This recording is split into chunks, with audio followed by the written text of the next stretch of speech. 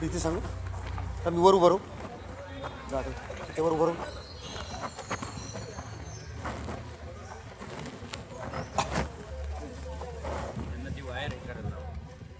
अरे माईकचं काय ते ओंकारला फोन कर ना.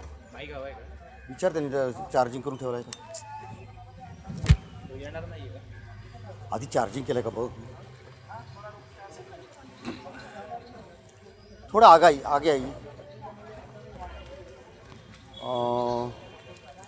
नमस्कार, मैं मोहन शेटे आप सबका इस हेरिटेज वॉक में, जिसे हम मराठी में वारसा दर्शन कहते हैं, जो हमारा इतिहास है, जो हमारी परंपरा है, तो ये सब इतिहास हम अपने घर में या अपने स्कूल में भी चार दीवारों के अंदर पढ़ सकते हैं. लेकिन चार दीवारों के अंदर पढ़ना या लिखना या कोई पिक्चर या फिल्म देखना ये अलग बात होती है. और जो ऐतिहासिक घटना जिस स्थान पर हुई है उस स्थान पर जाकर उसका स्मरण करना ये अलग बात होती है. इसे ही हम हेरिटेज वॉक कहते हैं. तो आज हम पुणे के कुछ ऐसे स्थान देखेंगे. और आज 26 जनवरी है, भारत का ये प्रजासत्ताक दिन है.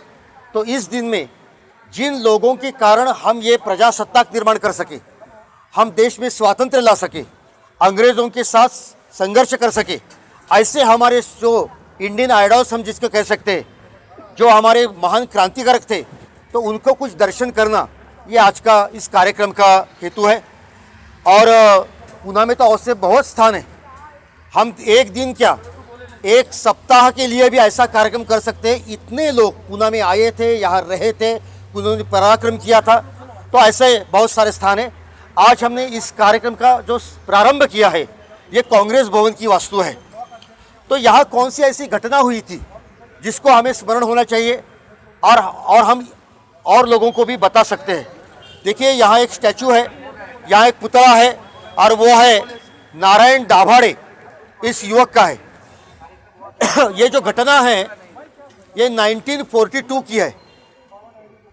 क्या हुआ था उस समय, आपको मालूम है कि कांग्रेस ने ऐसा काम किया था कि कांग्रेस ने इसके पहले और कुछ आंदोलन निर्माण किए थे अंग्रेजों के खिलाफ. जैसे असहकार आंदोलन किया था, नॉन कोऑपरेशन, उसके बाद सविनय कायदे भंग ये भी किया था.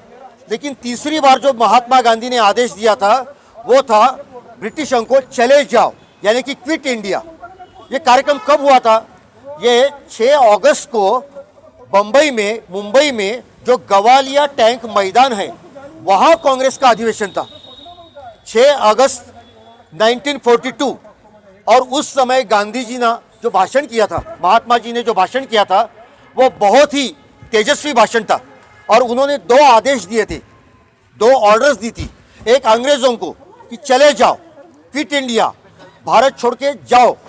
और भारतीयों को क्या कहा था, हमें क्या कहा था, हमें क्या था, करेंगे या मरेंगे, यानी हम जिंदा रहेंगे तो भारत का स्वातंत्र्य लेंगे या मर जाएंगे, तीसरा रास्ता हमारे सामने ही नहीं है.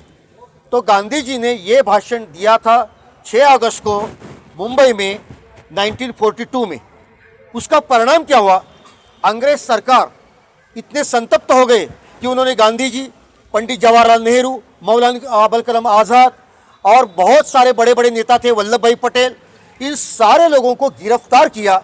इतना ही नहीं, रात में ही उनको इस मुंबई से निकाला और गांधी जी को पुणे में, जवाहरलाल नेहरू को अहमदनगर के किले में ऐसे बंदी बनाया. इसका हेतु क्या था, इसका हेतु ये था कि यदि हम इस कांग्रेस के सब नेताओं को गिरफ्तार करेंगे, जेल में डालेंगे, तो इसके आगे कोई आंदोलन नहीं कर सकता. सारा देश चुपचाप बैठेगा कि हमारा नेता ही नहीं है, हम कुछ नहीं कर सकते.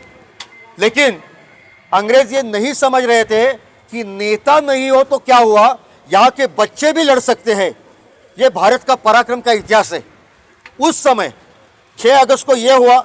और दूसरे ही दिन इस पूरे इलाके में, ये कांग्रेस भवन उस समय भी था, आज 2-3 मंजिल का है, लेकिन उस समय 1 ही मंजिल का था, छोटा था. लेकिन कांग्रेस ने यहाँ अपना कार्यालय निर्माण किया था. और इस कांग्रेस के कार्यालय के ऊपर अंग्रेज अधिकारियों ने अपना कब्जा निर्माण किया. यहाँ के जो लोग रहते थे कार्यालय में, यहाँ कार्यालय में आना जाना होता था, उन सब कांग्रेस कार्यकर्ताओं को यहाँ से निकाल दिया और यहाँ का कब्जा ही उनके पास था।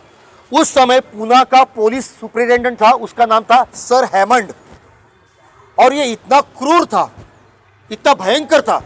आपको मालूम है पूना में अप्पा बड़ौत चौक है, फेमस है।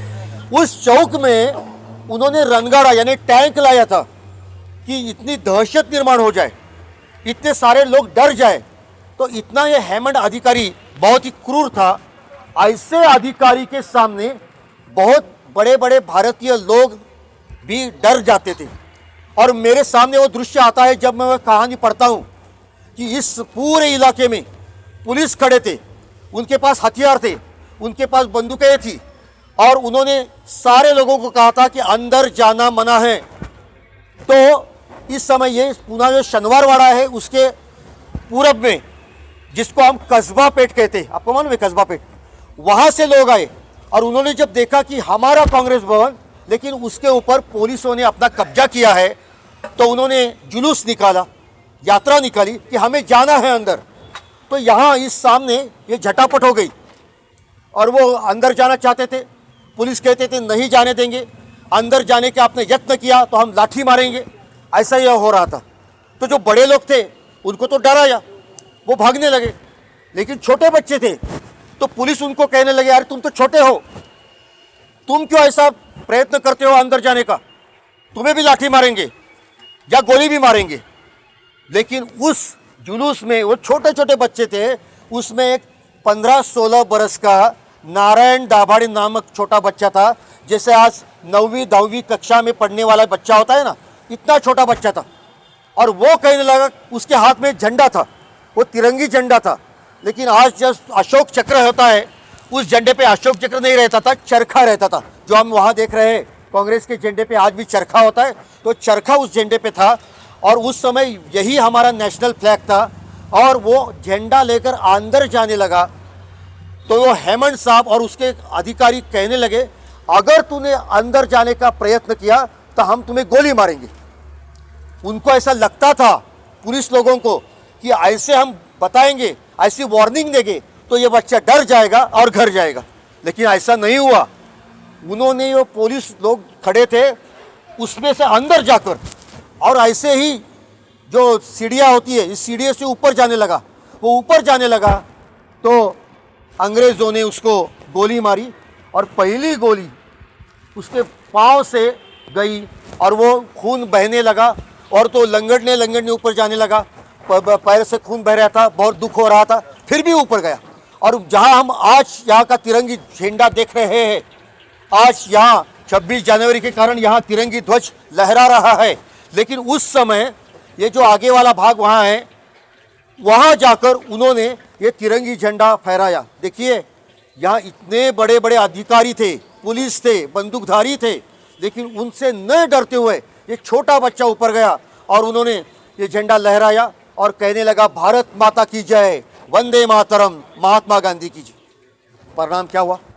हेमंत बहुत क्रोधित हो गया और उसने ऑर्डर दिया कि मारो, फायर।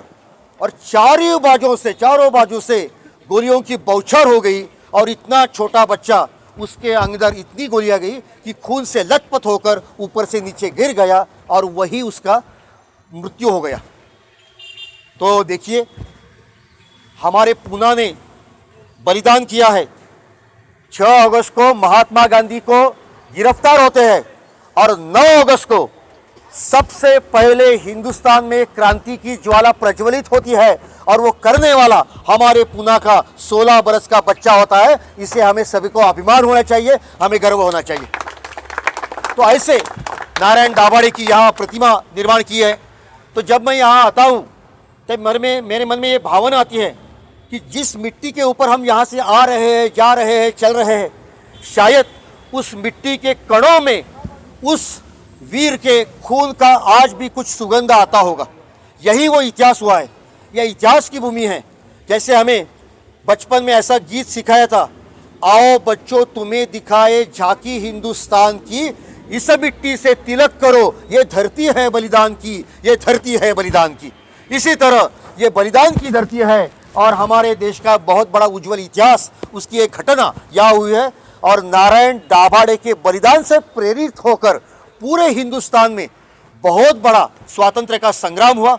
और आपको मालूम है कि 42 में यह आंदोलन हुआ और उसके 5 बरस में बाद 1947 में हम आज़ाद हो गए। तो इस आज़ादी के स्वातंत्र्य संग्राम में इस नारायण दाभाडे का बहुत बड़ा योगदान है। उसकी प्रतिमा यहाँ है, हम उसे वंदन करते हैं और उसके सामने नतमस्तक होते हैं। तो आज हमारा पहला स्थान ये था। इसके आगे हम शनिवारवाड़ा के बाद जो भाऊ रंगारी नाम का स्थान है वो देखने जाने वाले हैं। धन्यवाद।